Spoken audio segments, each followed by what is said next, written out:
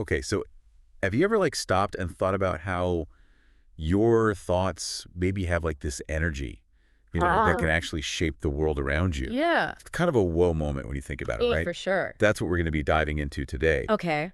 We're looking at this text called Exploring the Interconnectedness of Body, Mind, and Spirit Yeah. by Waxira Okay. from the Sacred Atlantean Brotherhood. Interesting. And it's this really fascinating look at how, like, everything's connected. Yeah. Like, not just in a, like, metaphorical way, Hmm. but, like, literally, energetically. Right. Vibrations, frequencies, all that good stuff. Totally. I'm really curious to hear more about it. Yeah, me too. Oh, yeah. It's really making me rethink a lot of things. Okay. But before we jump in, like, what are your initial thoughts about this whole idea of interconnectedness?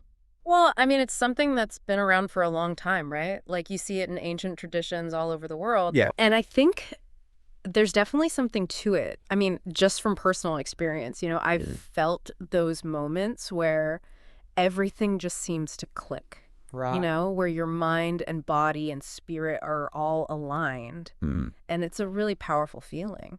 Totally. And the text really digs into like the science behind it too, Oh, cool. which is super interesting. Yeah. So it's not just like a woo-woo spiritual thing. Yeah. It's like there's actual evidence to support it. Got it.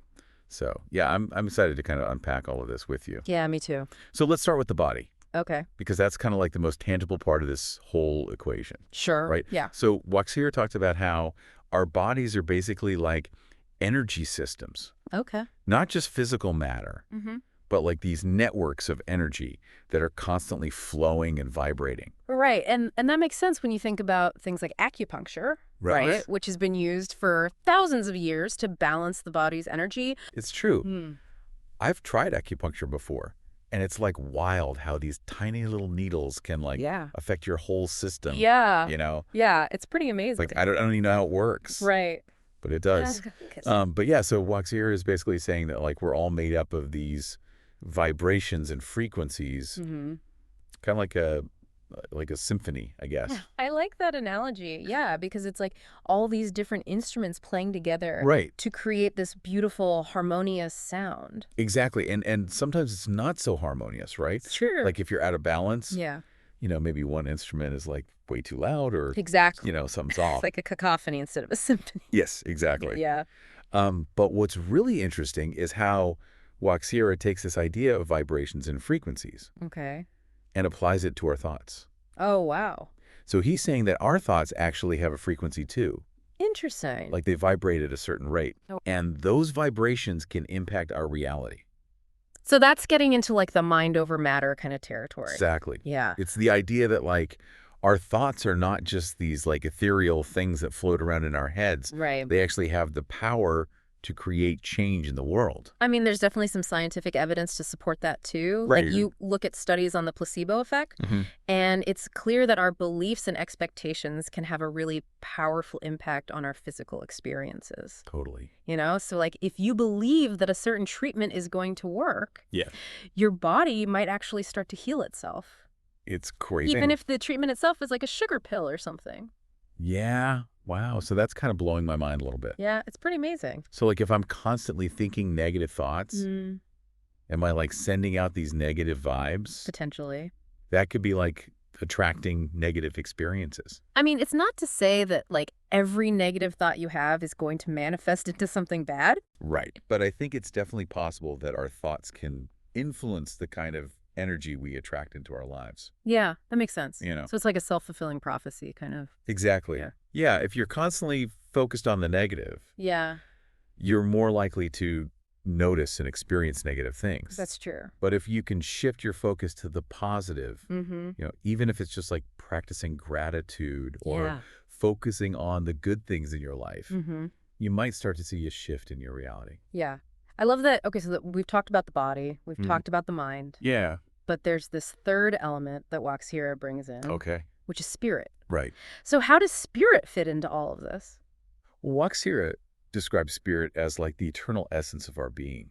Okay. It's the part of us that transcends the physical and mental realms. Mm-hmm. It's like that spark of consciousness that connects us to something greater than ourselves. Yeah. Okay, so it's not like a religious thing necessarily? Not necessarily. Okay. It's more like a universal energy or force Got it. that we're all connected to. Okay, so we're not just these isolated beings Right. like walking around. Exactly. We're all connected through this like web of energy. And that's where practices like meditation and yoga come in, Okay. because they can help us to tap into that spiritual connection and cultivate a sense of harmony between our body, mind, and spirit. Yeah, I can definitely see that. Yeah. Like I've definitely felt that sense of like peace and clarity after a good yoga session, or, Totally. even just like a few minutes of meditation. Yeah, it's like all the noise quiets down. And you can finally connect with that deeper part of yourself. Exactly. Yeah. And that's where I think the real magic happens. Absolutely. When we cultivate that inner stillness, Yeah. we can access like a wellspring of wisdom and intuition. It's like tapping into this inner guidance system that's always there. Totally. We often don't listen to it. Right, because we're so busy with like Exactly. the external world Yeah. and all the noise and distractions. So yeah, this is all super fascinating. For sure.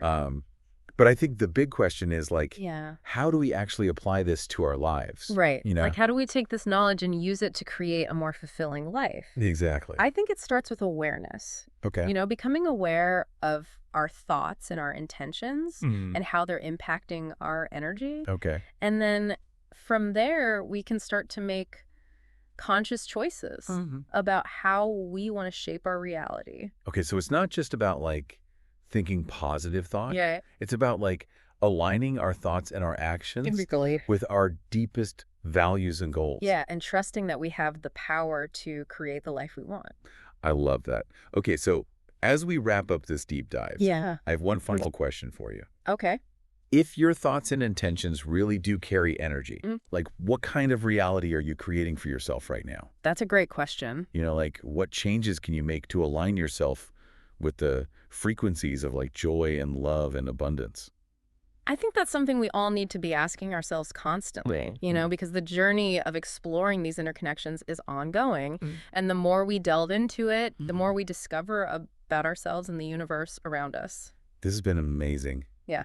I feel like I have so much to think about now. Me too. So much to ponder. It's a lot to take in, but it's so exciting. It is. I'm like buzzing with energy. Me too. All right. Well, thanks for joining me on this deep dive. Thanks for having me. Until next time, keep exploring those interconnections. Absolutely. And see you on the other side. See ya.